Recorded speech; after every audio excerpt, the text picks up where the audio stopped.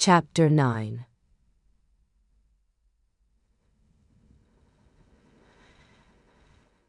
Knowledge and Sovereign Mystery. Knowledge of Self and of World. Shri Krishna said, Arjuna, I shall once more tell you about the root of knowledge, which is the greatest secret in my heart. But you may wonder why I am revealing my secret to you. It is because you are the sense of devotion personified, and will never ignore what I tell you. Therefore I am eager that whatever is in my heart should enter your heart once for all. 9:34-37. One may by all means tell his secrets to a devotee who is of clean mind, of pure intellect, who does not slander others and is faithful. And right now there is nobody else possessing these qualities here except you. Now I am going to tell you about knowledge of the self, as well as knowledge of the world, i.e., material knowledge. 9:40-42. When these two types of knowledge are obtained, a seeker leaves the worldly affairs to the world and reaches the state of liberation. 9:46. This knowledge, which is of highest status, most secret, the peerless among the holy things, and the basis of the entire Dharma, is the best among the best. Once a person gets this knowledge, he has no reason to be reborn. Once the Guru utters it, the disciple easily acquires the knowledge of the self already present within him. 9:47-49. It has another quality. Once obtained, it does not get lost. It does not get reduced by experiencing it. Now you may very well ask how people did not get hold of this incomparable thing so far. 9:52-53. But you need not have any doubts. 9:56. You see, though I, giver of all types of happiness, am within the hearts of all but under the influence of Maya, delusion, they fall prey to the worldly desires. 9:60. Due to ego, instead of crossing this stream of the worldly affairs to reach me, they go on shuttling between the two banks of life and death. 9:62.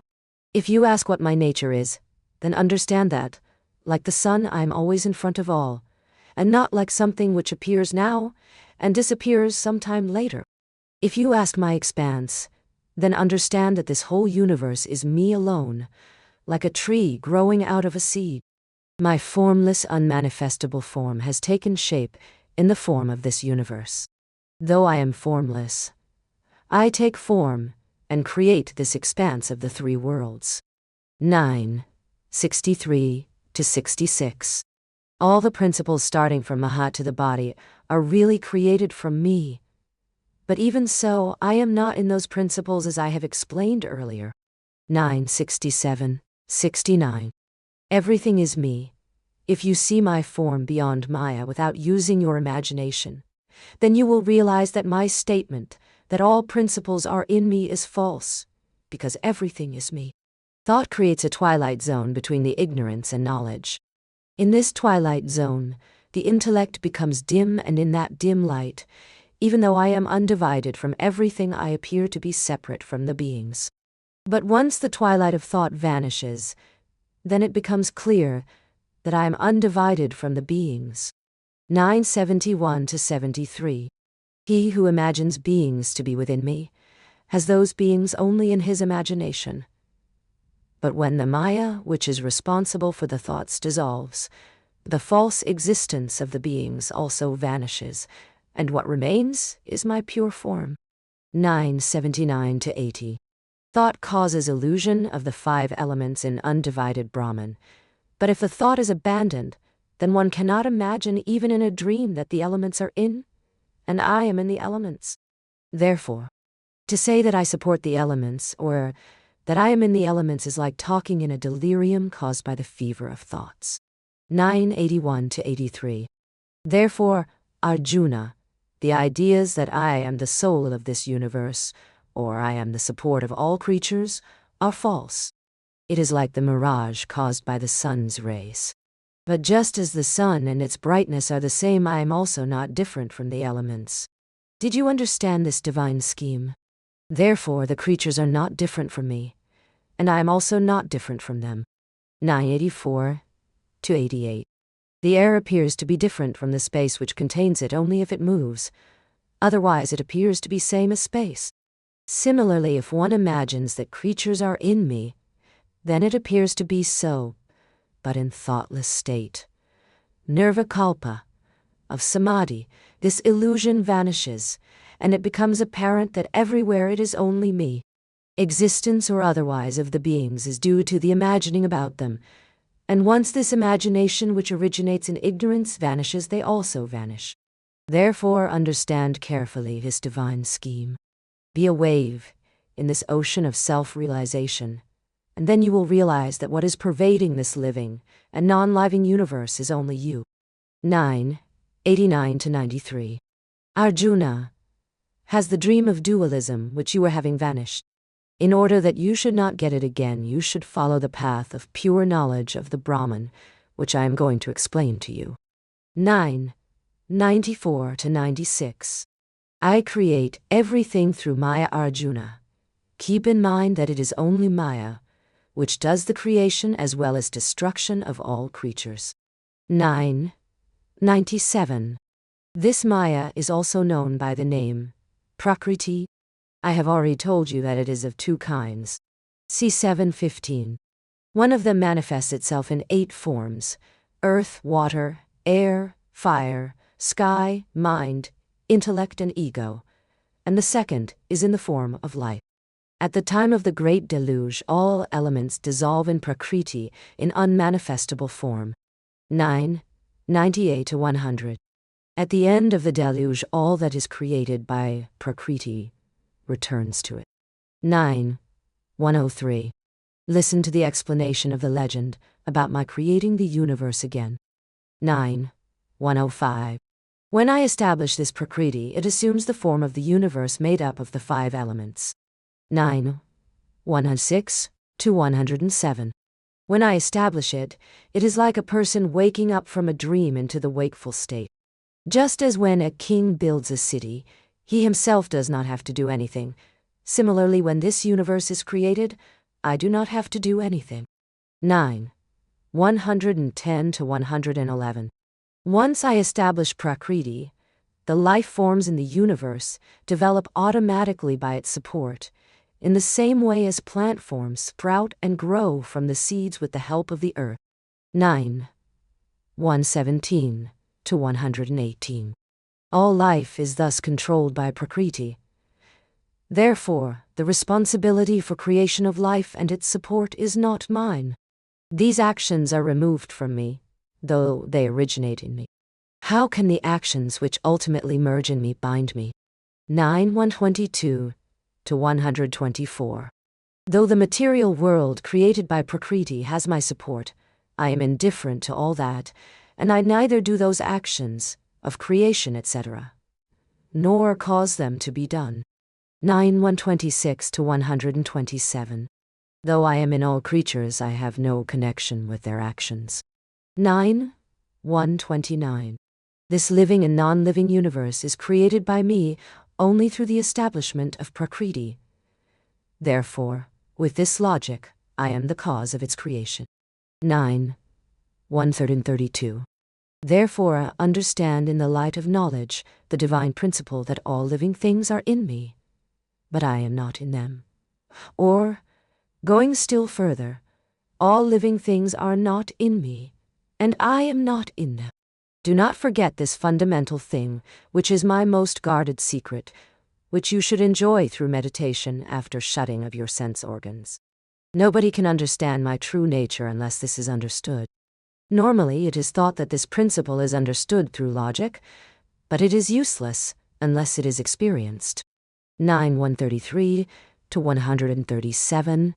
People speak about self-realization without experiencing it, but it becomes clear that it was not so, and they miss it. 9:139. If you are afraid of this world, and you really desire me, then you remember this fundamental thing. 9:140. Delusion that I have form. Some people consider me as a human being. Those who see me with gross, materialistic eyes do not really know me, but these ignorant people confidently say they do. It is their shallow knowledge that comes in the way of real knowledge. 9. 142 to 145.0. Those who got entangled in the worldly affairs with strong determination to seek me are like a person trying to reach the reflection of the moon in water rather than the real moon, or like a person who drinks rice water and expects the effects of nectar. 9. 150 to 151. Because of delusion, they consider me a human being and think that the laws of birth and death apply to me. Thus they assign a name to me, who is nameless, attribute actions to me, who is actionless, bodily functions to me, who is without body. They imagine a form for me when I am formless, social behavior by me, who is beyond all rules of conduct, a caste to the casteless, attributes to one without attributes, limits to one without any. Desireless and self-satiated, they assign manifestability, desire and satiety to me. I am without clothes or ornaments, but they put them on me, and I am the creator of this universe, and they look for my origin. When I am self-born, they make my idol, and install it with ritualistic breathing of life into it. They invoke my presence and revoke it. They assign childhood, youth, and old age for me.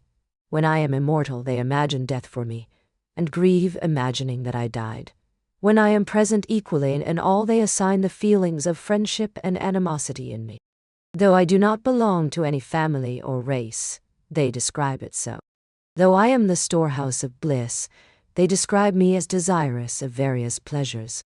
Though I am the soul of the entire universe, they slander me, saying I am partial to some and destroy others out of anger. Thus they attach human attributes to me and consider it to be real me.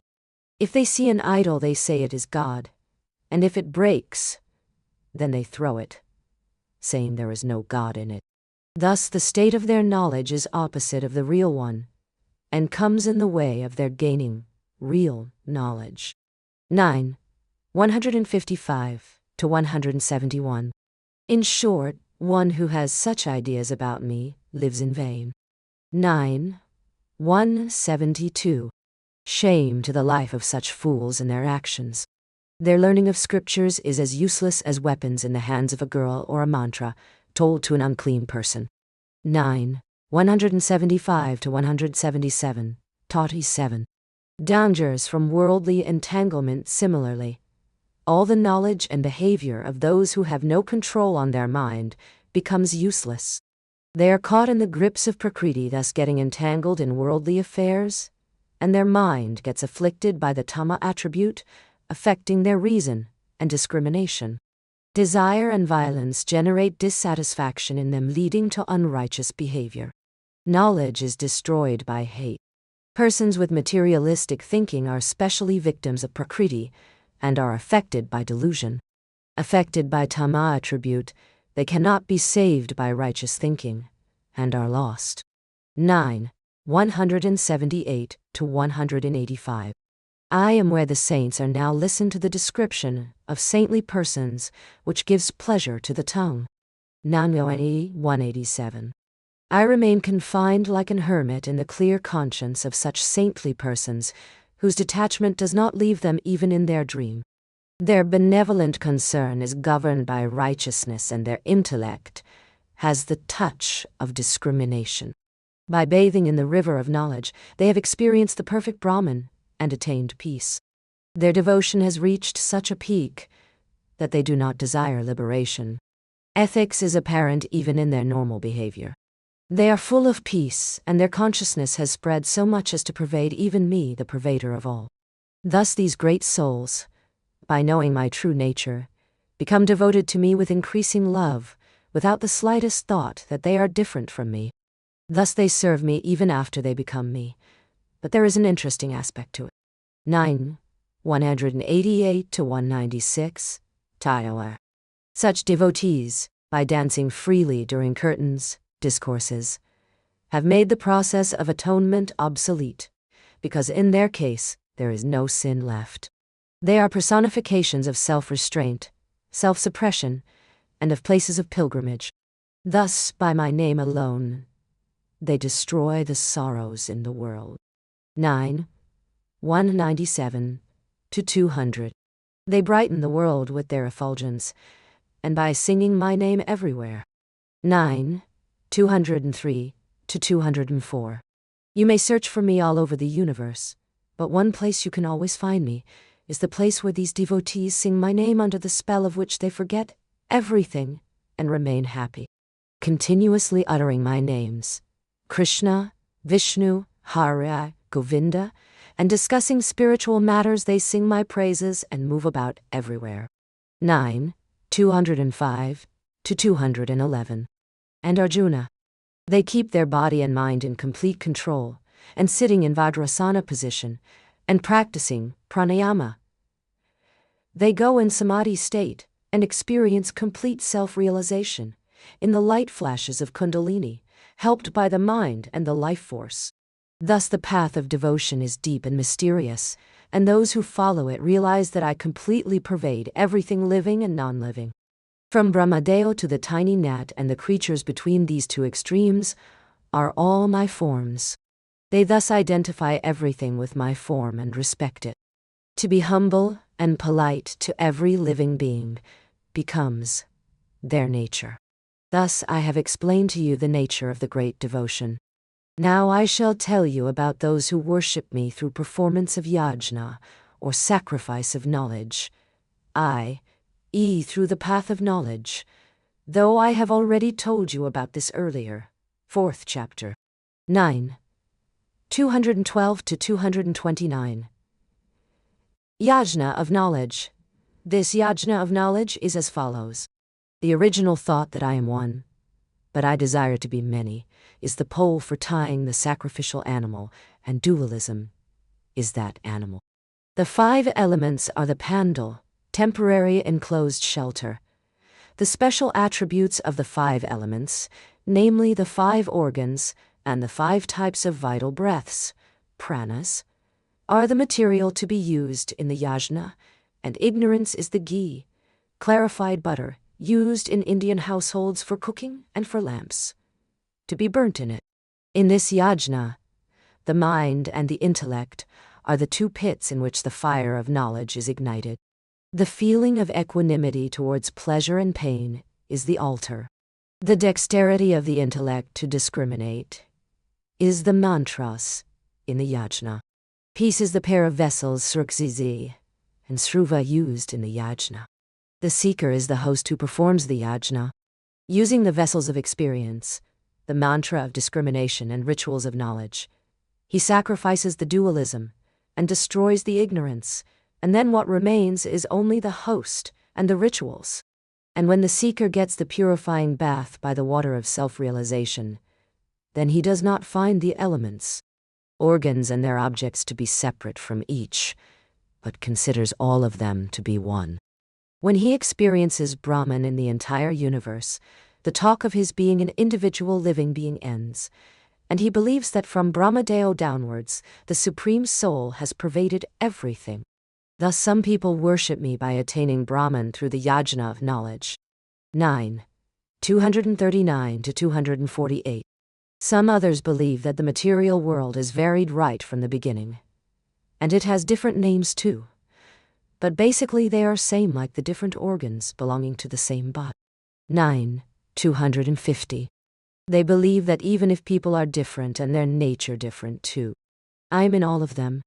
Thus they behave with the knowledge that everything in the world is Brahman, and this also is a yajna of knowledge, but of a different kind, in which they do not allow ideas of duality touch their minds, which are full of knowledge of the Brahman. 9. 252 to 254.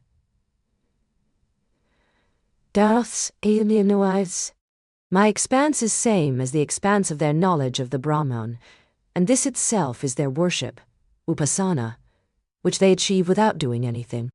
But people who do not understand this are not able to attain me. 9. 261. Actions of all persons done by various means ultimately reach me. But fools do not understand this, and therefore do not attain me. 9,264. When that knowledge is obtained, it becomes clear that basically, I am the Vedas and the Kratu, sacred rite, to be performed according to the rituals given in them, is also me. The yajna which emerges from it in all its main and secondary aspects is also me. The uttering swaha, with which offering to gods is made, is also me. Different herbs like soma is also me. Offerings in fire like ghee, firewood, the mantra with which the offering is made, the priest who offers it in my form as fire, are all me. I am the father and the mother of universe.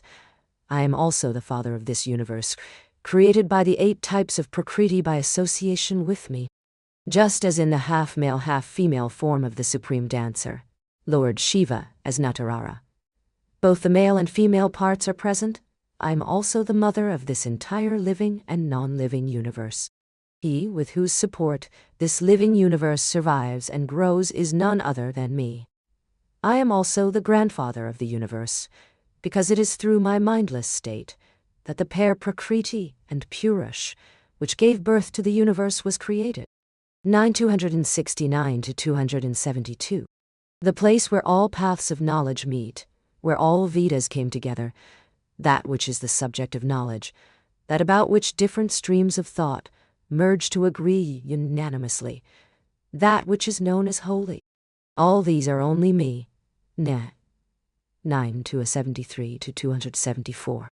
I am the Om sound, which is the source of the primary sound, sprouted from the seed of the Brahman. The letters A, U and Ma contained in the Om gave birth to the 3 Vedas, namely Rigveda, Yajurveda, and Samaveda. Therefore these Vedas, and the family of the subsequent literature, is also me. 9,275 to 277. The highest place where Prakriti, in which this entire living and non-living universe is contained, takes rest when tired is also me. I am the husband of that Prakriti who lives with my support and gives birth to the universe. I am the one who enjoys her attributes in her association. I am also the master of all the universe. 9,278 to 280. It is my command that sky, space or ether, should be everywhere, that wind should not be quiet even for a moment, that fire should burn, clouds should rain, mountains should not move, oceans should not cross the limits, and earth should bear the burden of all living things. Vedas speak only if I make them speak. Sun moves only if I move it. Prana, life force, the driving force of the universe, moves only if I move it. It is by my command that living things die. Thus I am the master of this universe, under whose instructions they perform their tasks, and it is I who am the witness to all this. 9,281 to 285. Arjuna, I fill this world with name and form, and I am the support of the name and the form. The universe is in me, and I am in the universe. I liberate one who surrenders to me with single-mindedness from the birth and death cycles. Hence I am the only proper shelter for such a person. 9,286 to 288. I become many, and by means of the different attributes of Prakriti perform actions through the living universe. I am the one who exists with equal affection in all creatures, from Brahmadeo to the lowest form of life. 9,289 to 290. I am the support of all this universe, and the cause for its creation, sustenance, destruction, and recreation. The universe is rooted in the original thought and finally dissolves in it. The place where that thought returns to rest at the end of the Kalpa period. See note below ch8, until the thought to recreate occurs, is also me. 9,291 to 295. When I take the form of the sun and radiate heat, the water bodies become dry, and when I take the form of Indra and make rain, they fill up. Wood burnt by fire itself becomes fire. Similarly, creatures who die and those who are their killers are both my form. Therefore I am both perishable and imperishable. Is there a place where I am not present? But it is their misfortune that people do not see me. It is a surprising thing that those who are my own forms do not recognize me. Their karma comes in the way of believing in my existence. 9. 296 to 302. Therefore knowledge is essential, without which one cannot do what one ought to do, and the good deeds are wasted. 9. 305 to 306.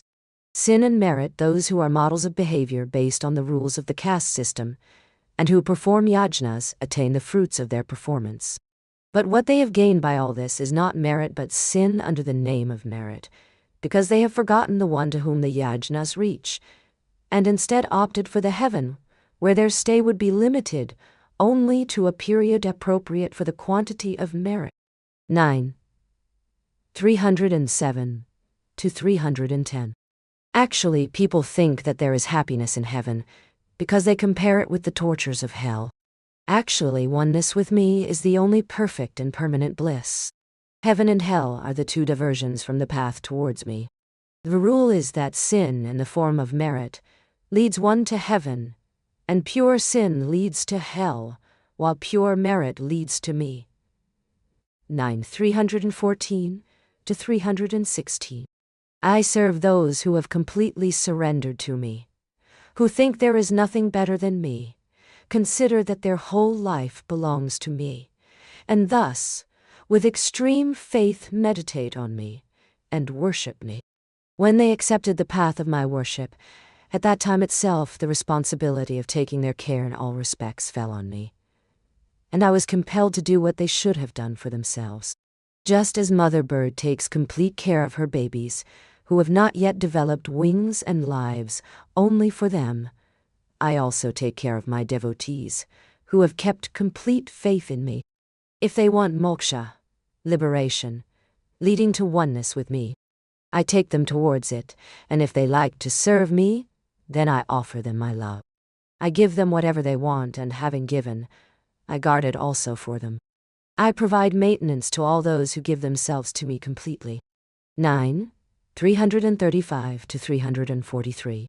Now, there are people who follow other paths who, not realizing my all-encompassing quality, perform yajnas to propitiate deities like Agni, Indra, Sun, Moon, etc.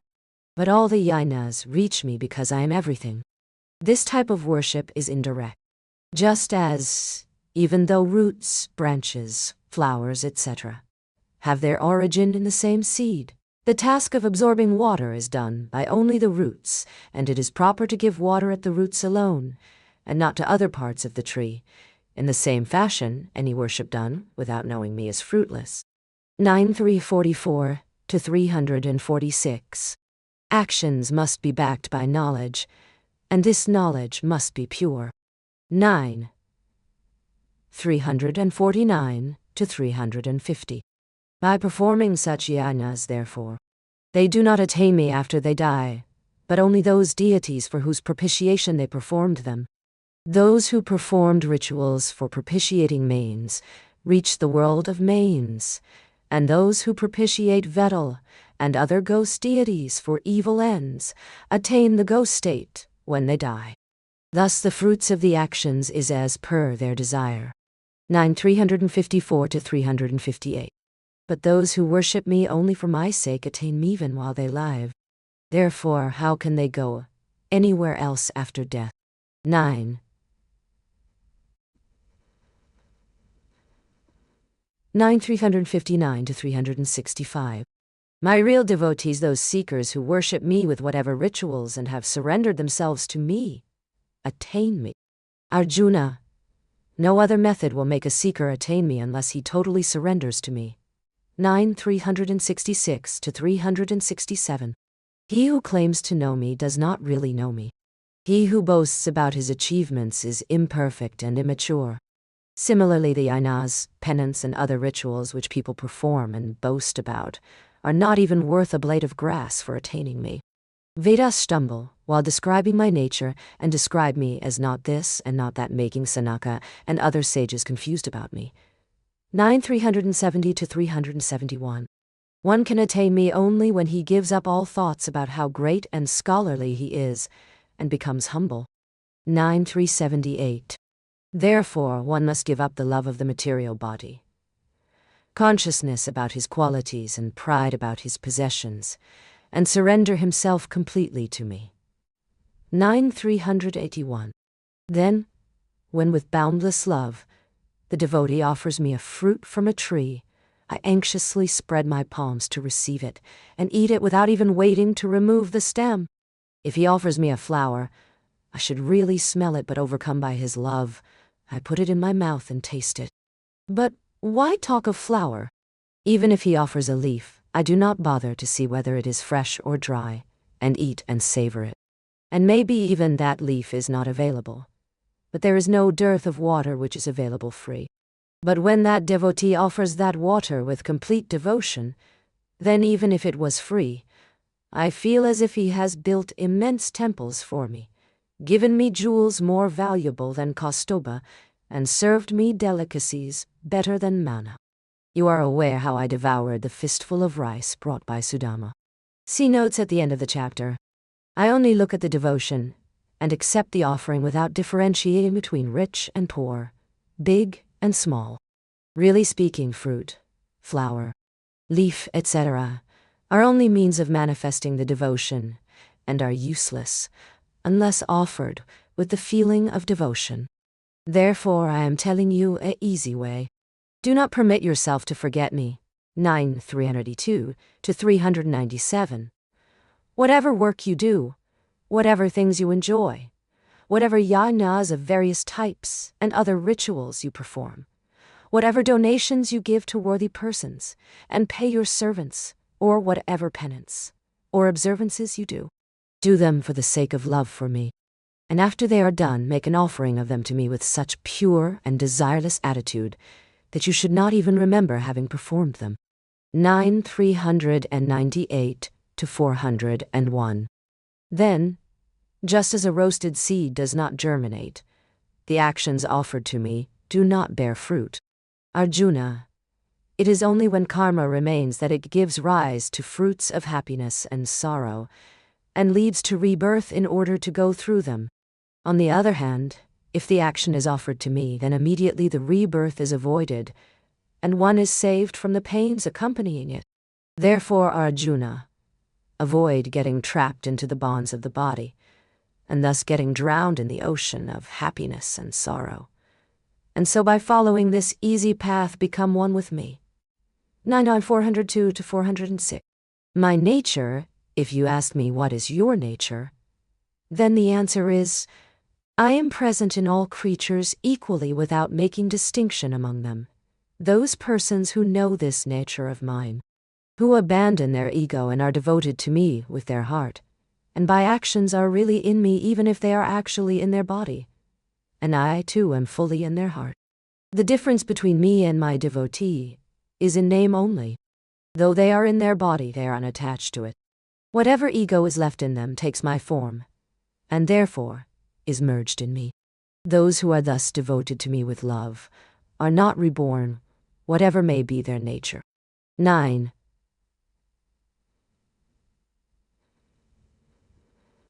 Devotion nullifies past sins. If you consider such a person's behavior, then you should note that even if he has committed sins in his earlier life, his final span of life has been spent in devotion. Whatever a person contemplates on at the time of death is what he gets in his next birth. Therefore, he who has spent the final part of his life in devotion to me should be considered as the finest among people, even though he might have been a crooked person during the earlier part of his life. The sins committed in the earlier part of one's life get washed by the devotion in the later part. Therefore, even a crooked person can become one with me if he washes his sins with sincerity in the waters of repentance. And he becomes noble and pure, and then there is fulfillment in his life.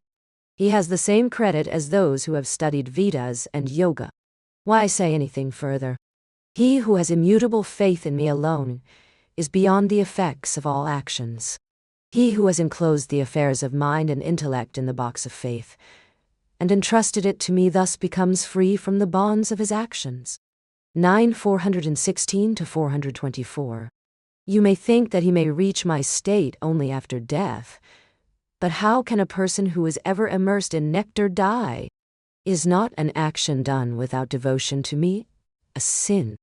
Therefore, Arjuna, as soon as his consciousness reaches me, he really attains me. He who is devoted to me remains in my form. Then he attains my permanent qualities of peace and effulgence. He who wants to attain me should not forget devotion to me.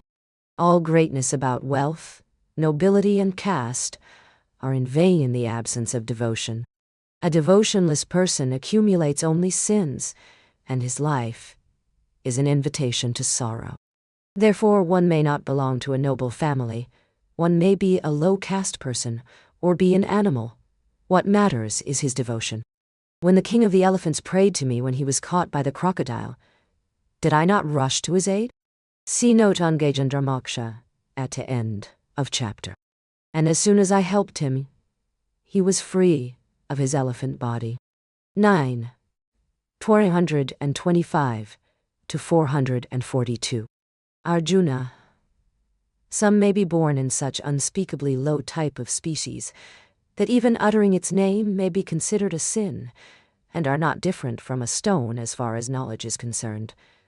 But if they have a steady feeling about me, always utter my name, see my form, think of nothing else but me, listen to nothing except my praise, whose organs are proud, whose intellect is unaware of sense objects and thus know me alone, and if not so would rather prefer death and keep all their feelings in me, then they are not less than me. Remember that Prahlad, though a demon, was tortured because of his devotion to me, and I had to take avatar of Narasimha to save him. See note on Prahlad at the end of chapter. What I gave him was what he asked on the strength of his devotion, which even Indra could not surpass. The moral is what matters is the devotion, and not who a being is. 9 443 to 452. Once a seeker's mind is filled with devotion to me, then his earlier life history is erased. As long as a person does not attain me, there are differences like Kshatriya, Vaishya, woman, Shudra, untouchable, etc. But once they attain me completely, all these differences of caste and gender vanish. 9 456 to 461. Whatever may be the motive, it is enough that a person's mind is attracted towards me. Such a person then, in the course of time, reaches my form. 9 463. Gopis attain me through love, Kamsa through fear, Shishupal through hate, Yadavas through relationship of race, Vasudeva, etc. Through parental love, and Narada, Dhruva, Akrur, Sanat Kumar, etc. Through devotion. See the note on these devotees at the end of chapter. I am the ultimate destination of all paths, be it devotion, dispassion, or even enmity. Arjuna, there is no dearth of methods to reach me. One may be born in any species, be devoted or inimical to me, but he should be devotee or enemy of me alone. Through either relation he will attain my form. Therefore those who are born in the species of sin, or Vaishya, Shudra, or women, if they carry devotion for me, then they reach me. 9 465 to 474. Devotion saves I am the existence and liberation of royal rishis and Brahmins, who consider me as their place of pilgrimage, contemplation, and shelter. 9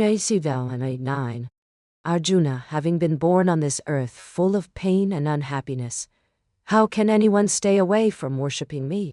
Or do they believe that they will get happiness from learning and youth without worshipping me? It is true that all the material things are for the enjoyment of the body, but that body itself is in the jaws of death. 9 492 to 495. Who has heard of real happiness in this world? 9 501. The lack of concern of the people who have taken birth in this impermanent world is really surprising. People do not spend even a paisa, a small denomination coin, on things which would help them in this and the afterworld. But they spend huge sums of money on harmful things. They consider a person engrossed in sense pleasures as a happy person, and consider a person who is burdened by lust and desire as a man of wisdom.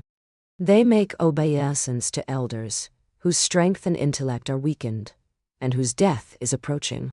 As a child grows, the parents are full of joy and celebrate birthdays, not realizing that as it grows, its life is getting shorter. People cannot tolerate the word death and cry when a person dies. But they do not think about the fact that their own life is also getting shortened day by day. 9. 507 to 513. How topsy-turvy are the ways of this world. 9. 515. Arjuna, you have taken birth in this world by virtue of your karmas. Free yourself of this burden by following the path of devotion, which will beget you the pure permanent position in me. Concentrate your mind in me, develop love for devotion to me, and make obeisance to everything, knowing that I am in everything. He who gets rid of all thoughts and desires by concentrating in me is known as my devotee. When you succeed in this, then you will reach me. I have told this secret of mine to you. You will reach perfection by knowing this secret which I have hidden from everybody. 9. 515 to 520. Note regarding Sudama. 9. 382 to 397 ta. Sudama, a poor Brahmin boy, studied along with Sri Krishna under the same Guru Santipani. After the studies were over, and both returned to their respective homes, Sri Krishna, who was a prince, consequently became king of the Yadu tribe, and established Dwaraka as the capital of his kingdom on the west coast of Saurashtra, Gujarat. Sudama went to his own village and led the life of a poor Brahmin. Unable to make the two ends meet, and at the suggestion of his wife, he decided to visit Sri Krishna in the hope of getting some help. It is a custom that when one goes to visit somebody, he should not go empty-handed but should carry some gift. Sudama had nothing with him except some poha, rice which is boiled, beaten flat and dehusked. On reaching Dwaraka and meeting Sri Krishna, he offered the fistful of poha to him who, mighty king, that he was accepted the gift of love, and ate it then and there with equal love. After being well entertained by Sri Krishna, Sudama left without asking for anything. When he reached his home, he found it to be golden. Note on Gagandramoksha. 9. 425 to 442. Gagandramoksha means liberation of the elephant king. There is a story in Bhagavad Puranas which runs as follows. King Indradyumna was cursed by Rishi Agasti and was born as an elephant. At the same time, a Gandharva, one of the demigods who are known for music, named Huhu, also was born as a crocodile due to the curse from another rishi. One day, while the elephant had gone to a lake to drink water, the crocodile caught his leg and tried to kill him. The elephant, in the throes of death, prayed to Lord Vishnu, offering him a lotus which he had picked by his trunk. Hearing the prayers, Lord Vishnu rushed to save his devotee and killed the crocodile, thereby liberating both the king and the Gandharva. Note on Prahlad. 943 to 452. Prahlad was the son of the powerful Daitya king Hiranyakashipu from his wife Kayadu. Hiranyakashipu had received a boon from Brahmadeo after a long difficult tapas that he will die neither on land nor on water, neither in the open nor in a house, neither by man nor by animal, neither during day nor at night, neither by weapon nor by night, neither by weapon nor by mantra, etc. On the strength of this boon, Hiranyakashipu conquered the Deva and started in an oppressive rule where worship of Lord Vishnu, whom he hated, was prohibited. However, his wife Kayadu was devoted to Lord Vishnu, and while she was pregnant, Narada, the divine rishi, gave her spiritual advice, which was heard by Flata while in the uterus. Thus Prahlada was born as a keen devotee of Lord Vishnu, which was not liked by his father. Hiranyakashipu, out of his hate for Lord Vishnu, tried to kill Prahlada by poisoning him, putting him in boiling oil, by pushing him over a cliff, etc. When Prahlada escaped all these attempts, Hiranyakashipu confronted him one day, demanding to be told where this Vishnu was so that he can catch and kill him. Prahlada replied that he was everywhere. On hearing this, Hiranyakashipu angrily asked, pointing to a pillar, whether he was in that pillar. When Prahlada answered in the affirmative, Hiranyakashipu kicked the pillar hard and broke it. Out came Lord Vishnu in the form of a ferocious lion-headed man, Narasimha. This is considered as the fourth avatar of Lord Vishnu.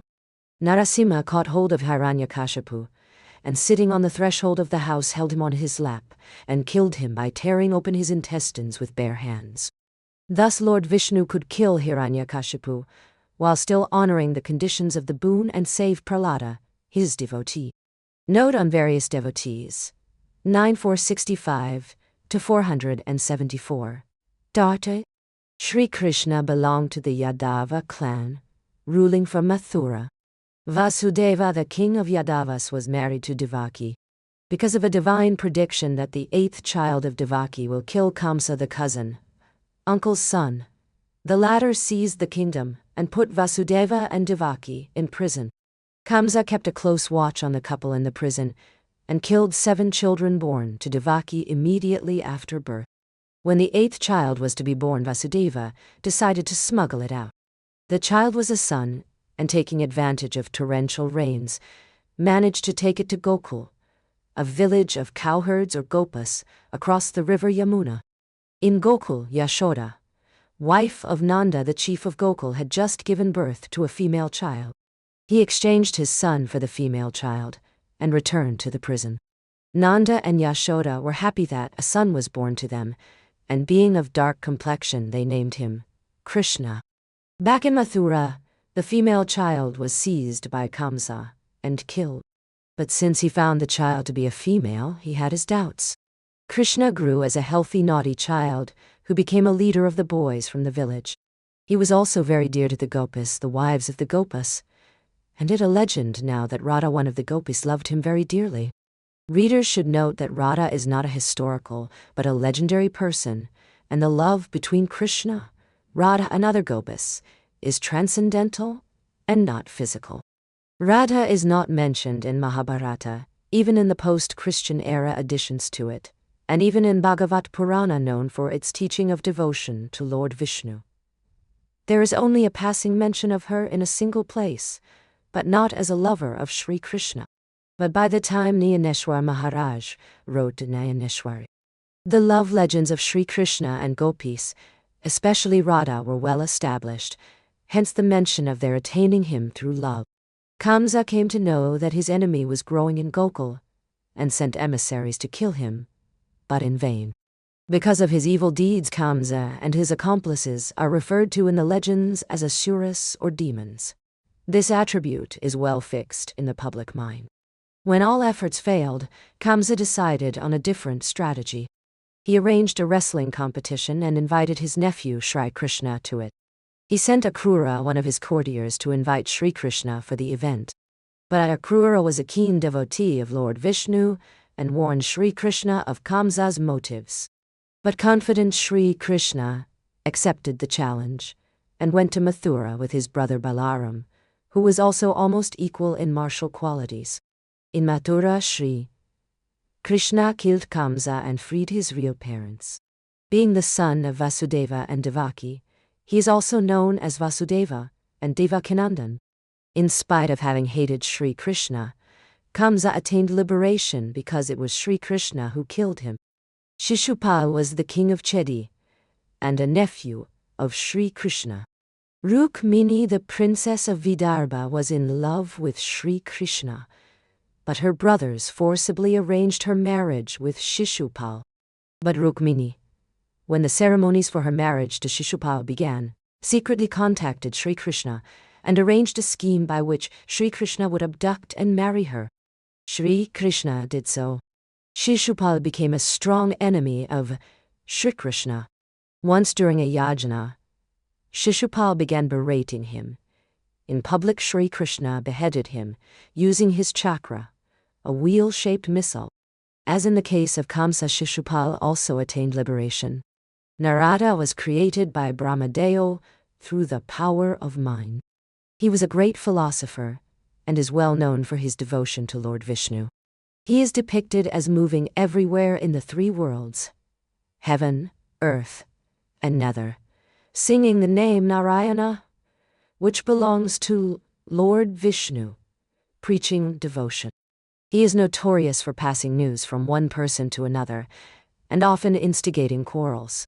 Dhruva was the son of King Uttanpada, who had two wives, Suniti and Suruchi. Dhruva was the son from Suniti. Dhruva got a real stepmotherly treatment from all, because it was Suruchi who was liked by the king. Once Dhruva was unbearably insulted by Suruchi, and in anger he left home and went to the forests in search of God. There he met Narada, who gave him a mantra and asked him to do tapas. Ultimately, Vishnu was pleased with him and gave him several boons, including the kingdom, and best of all, a permanent position in the sky as a steady star. The star is named Dhruva and is the same as the pole star. The name Dhruva is synonymous with steadiness in all Indian literature. Sanat Kumar, Sanak, Sanandan, and Sanatan, like Narada. These four are also sons of Brahmadeo, created by power of the mind for the purpose of procreation of mankind. But all four were dispassionate from birth and decided to remain celibate and follow spiritual path.